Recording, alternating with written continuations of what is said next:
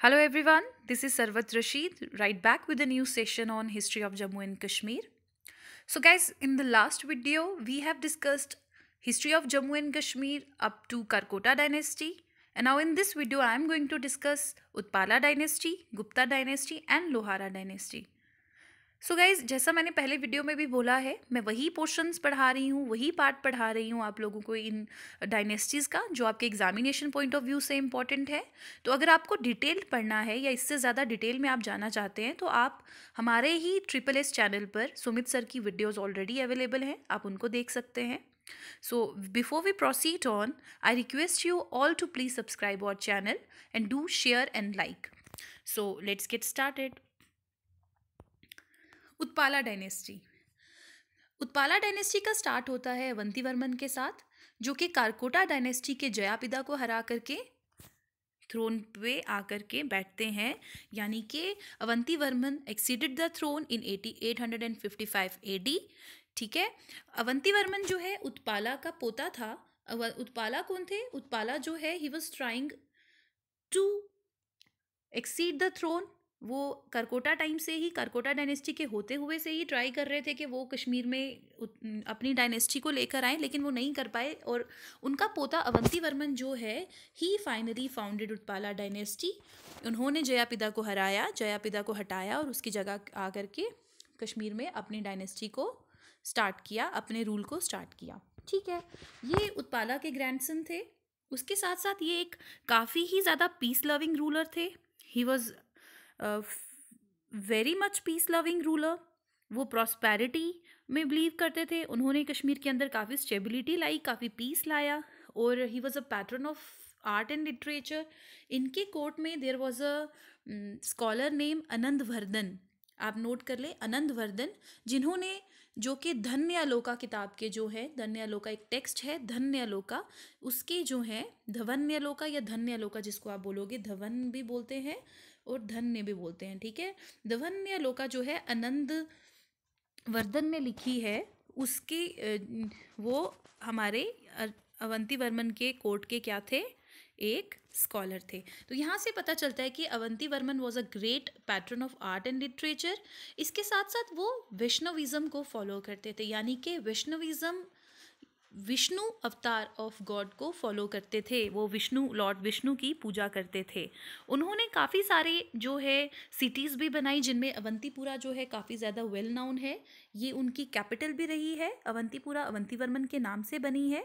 उसके साथ साथ उन्होंने सोयापुरा भी एक सिटी थी जिसे फाउंड किया, और ये सोयापुरा उन्होंने सूया या सूरा जिसको हम कहते हैं, या शेरा जिसे कहते हैं, उसके नाम पर फाउंड की। ठीक है, अब हम सूया और शेरा के बारे में आगे पढ़ेंगे, क्योंकि उत्पाला डायनेस्टी में शेरा या सूरा या सूया को पढ़ना बहुत ज़्यादा इम्पॉर्टेंट है। अब हम बात करते हैं टेम्पल्स की। अवंती वर्मन ने काफ़ी सारे टेम्पल्स भी बनवाए, जिनमें अवंती स्वरा और अवंती स्वामी जो है काफ़ी वेल नाउन है। आज भी इनके जो लेफ्ट ओवर्स हैं, अभी भी इनके रूइंस जो हैं वो बचे हैं। खुद जो ये टेम्पल्स हैं ये एग्जिस्ट नहीं करते हैं, लेकिन इनके लेफ्ट ओवर्स जो हैं अभी भी आर्कियोलॉजिकल साइट्स ने उनको मेंटेन करके रखा है। ठीक है, अब क्या करते हैं, अवंती स्वरा जो है ये लॉर्ड शिवा को डेडिकेटेड है, और अवंती स्वामी जो है वो विष्णु अवतार को डेडिकेटेड है। ठीक है, ये दोनों मंदिर आपको याद रखने, ये टेम्पल्स इंपॉर्टेंट है। उसके बाद आपको पता होना चाहिए कि जब कारकोटा डायनेस्टी एंड हुई, उस टाइम पे कश्मीर के अंदर काफ़ी ज़्यादा क्योस था, क्योंकि ललित आदित्य मुक्त पिता के बाद कश्मीर के अंदर कोई भी कैपेबल रूलर नहीं रहा है। काफ़ी ज़्यादा क्योस रहा है, काफ़ी इंस्टेबिलिटी रही है। उस दौरान अवंती वर्मन ने काफ़ी पीस, काफ़ी स्टेबिलिटी कश्मीर के अंदर लाई। तो ठीक है, अवंती वर्मन हमारे लिए बहुत ज़्यादा इंपॉर्टेंट है। इन्होंने 855 से 833 तक जो है कश्मीर के अंदर रूल किया है। उसके साथ साथ विष्णुविज्म के साथ वो शिविज्म को भी काफ़ी फॉलो करते थे, यानी कि शिव भगवान को भी वो काफ़ी फॉलो करते थे, लेकिन वो इस वजह से क्योंकि वो सूया की रिस्पेक्ट करते थे। अब मैं बात करती हूँ सूया की। सूया कौन थे? देखो, सूया जो है उन्होंने अवंती वर्मन को क्या किया है, उनकी टेक केयर की है, उनका ध्यान रखा है, उनकी देखभाल की है, और अवंती वर्मन उन पे बहुत ट्रस्ट करते थे। वो अवंती वर्मन के काउंसलर थे। अवंती वर्मन ने उनको PM की पोस्ट दी थी, द हाईएस्ट पोस्ट अपने कोर्ट में। ठीक है, अवंती वर्मन ने सूया पे काफ़ी ट्रस्ट किया। आप ये कह सकते हैं कि Suyya was the think tank behind the success of Avanti Varman. ठीक है, अब ये काउंसलर थे अवंती वर्मन के। इसके साथ साथ ये जो सूया है ये काफ़ी अच्छा, काफ़ी समझदार एडमिनिस्ट्रेटर था। इन्होंने वितास्ता, वितास्ता है झेलम, झेलम को वितास्ता बोलते हैं। इन्होंने वितास्ता पहले टाइम पे कहा जाता था झेलम को।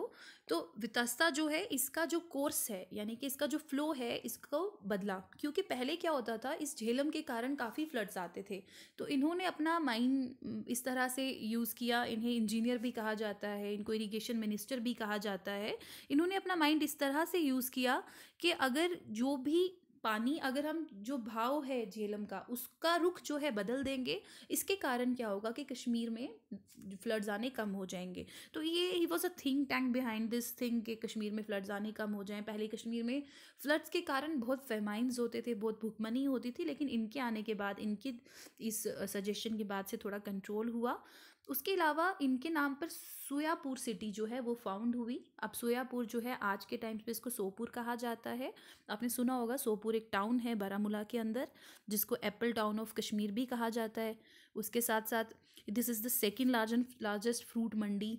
ठीक है, अगर आप देखो तो होलसेल मार्केट, मतलब मंडी होलसेल मार्केट को कहते हैं।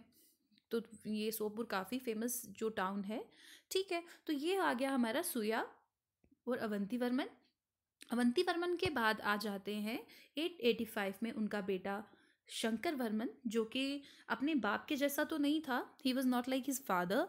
ये काफ़ी ज़्यादा एक्सपीडिशंस, काफ़ी ज़्यादा कॉन्फ्लिक्ट्स में रहता था बाकी रूलर्स के साथ, और इसी तरह से एक कॉन्फ्लिक्ट में ही डायड इन 902। ठीक है, और पहले टाइम्स में जितने भी रूलर्स होते थे ये क्या करते थे, अपने नाम पे कोई ना कोई सिटी, कोई ना कोई टाउन, कोई ना कोई विलेज जो है ज़रूर फाउंड करते थे। तो शंकर वर्मन ने अपने नाम पे शंकरपुरा बनाया, जिसको, ये एक विलेज है, शंकरपुरा वॉज अ विलेज, जो कि अब जिसे पटन के नाम से जाना जाता है। ठीक है, ये बारामूला के पास है। तो शंकर वर्मन के नाम से हमें शंकरपुरा मिला। Then we have Sugandha. वो हुई सुगंधा जब शंकर वर्मन की डेथ हो जाती है।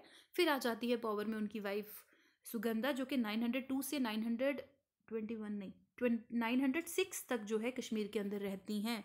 She was not a great ruler, वो इतनी अच्छी रूलर नहीं थी, तो इस वजह से उनके बाद काफ़ी सारे रूलर्स आए, जैसे पार्थ आया, देन निराजत वर्धन आए, then we have Shambhu Vardhan. ठीक है, ये इंपॉर्टेंट नहीं है, हमारे पास इंपॉर्टेंट है यशकर देवा। नाउ वाई यशकर देवा इज़ इम्पॉर्टेंट? ये जो यशास्कर देवा है, इन्होंने भी कश्मीर के अंदर 10 साल तक रूल किया है। ठीक है, 936 से 948, लगभग 10-12 साल इन्होंने कश्मीर में रूल किया। ही वॉज अ ब्राह्मण किंग। अब क्या होता है कि यशास्कर देवा ने अपने कोर्ट में एक क्लर्क रखा था जिसका नाम था पारव गुप्ता। ठीक है, ये यशास्कर देव का काफ़ी ज़्यादा जो है ट्रस्ट वर्दी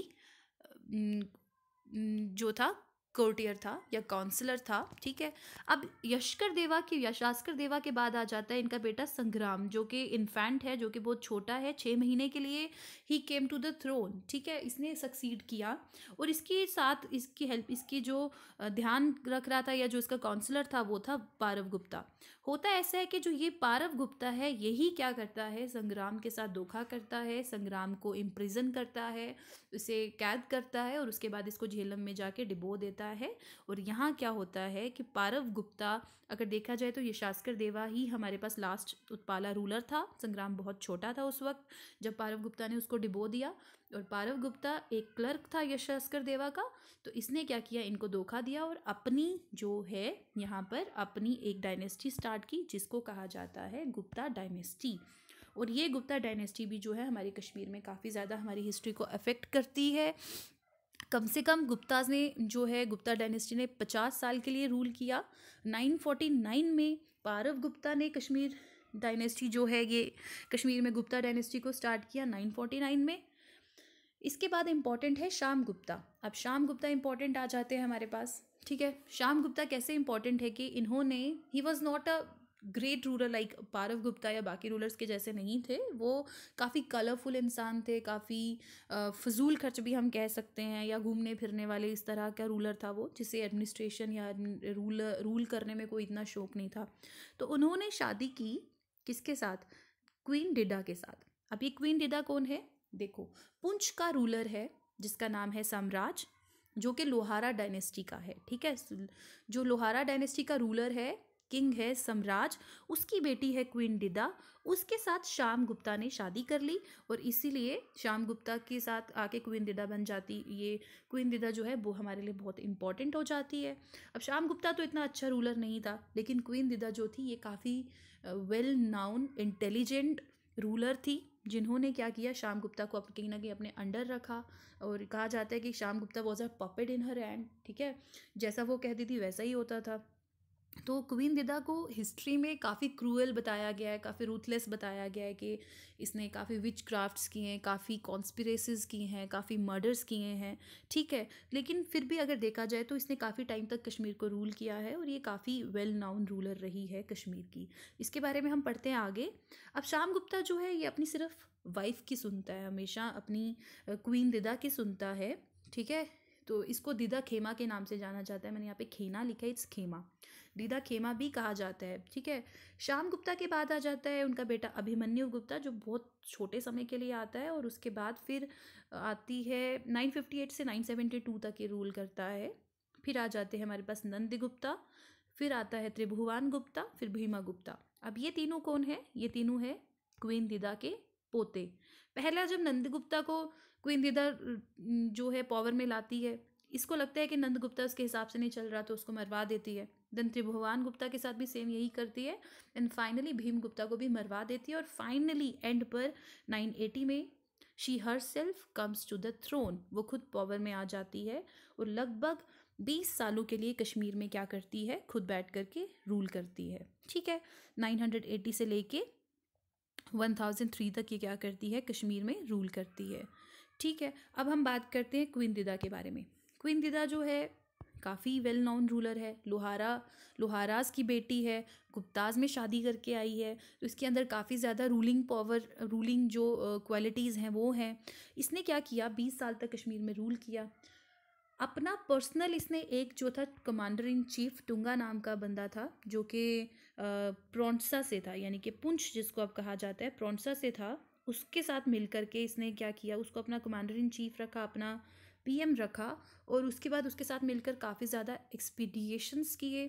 काफ़ी लोगों के साथ इसने कहते हैं कि गलत भी किया, काफ़ी क्रूअल थी, काफ़ी मर्डर्स किए, विच क्राफ्ट में इन्वॉल्व थी, ठीक है। बहुत सारे लोग जो हैं इसके अगेंस्ट खड़े हुए, लेकिन उनको सप्रेस कर दिया।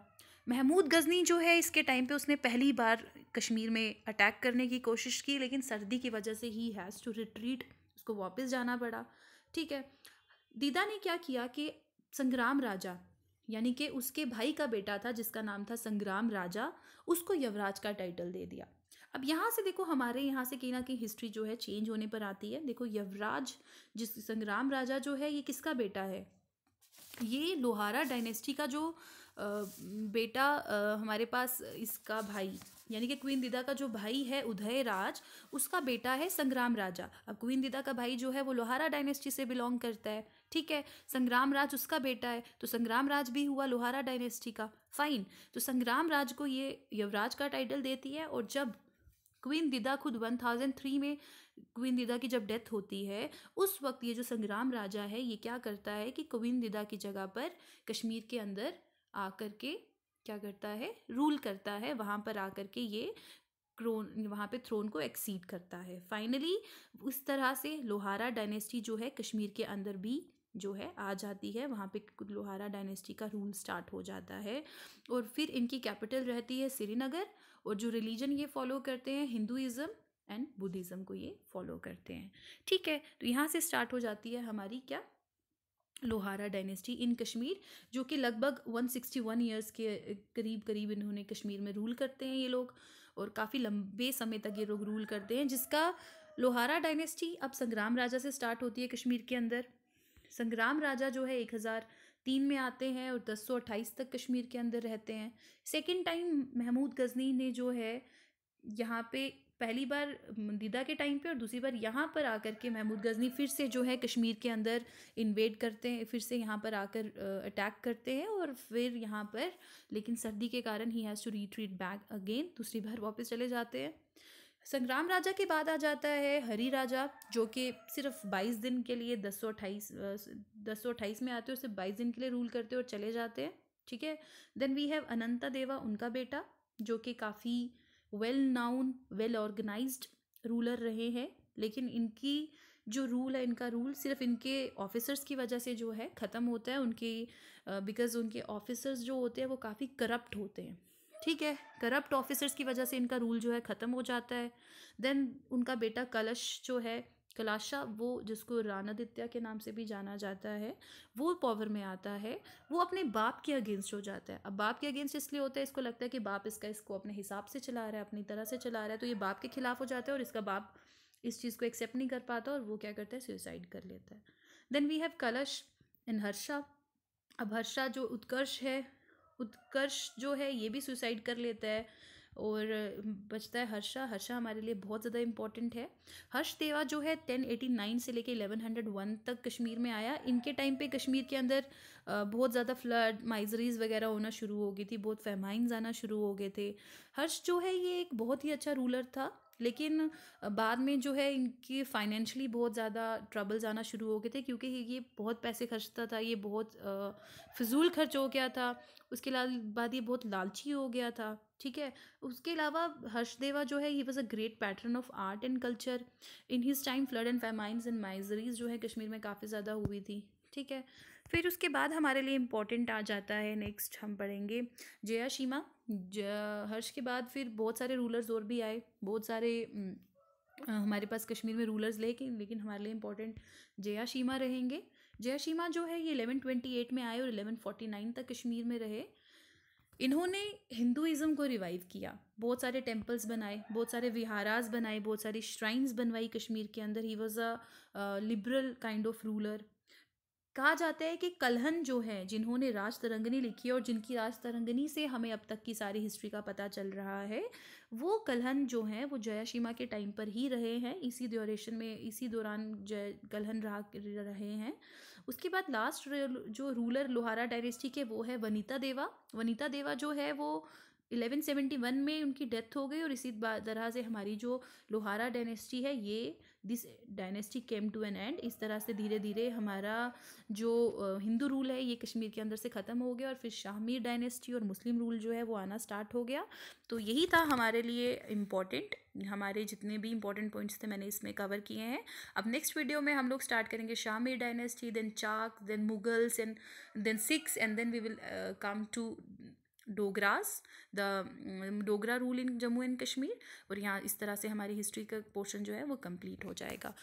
हाँ, एक और चीज़, जैसे ये वीडियोस ख़त्म होंगे, जितने भी ये लेक्चर्स मैं अभी आपको हिस्ट्री पर दे रही हूँ, ये ख़त्म होने के बाद मैं एक डाउट सेशन लेकर के आऊँगी, प्लस MCQs लेकर के आऊँगी। जितने भी इंपॉर्टेंट MCQs हैं, एक तरह से हम टेस्ट लेंगे। तो आप प्लीज़ मेरी इस वीडियो को ज़रूर देखें और इसे जितना हो सके उतने शेयर करें और हमारे चैनल को सब्सक्राइब करें। Thank you so much.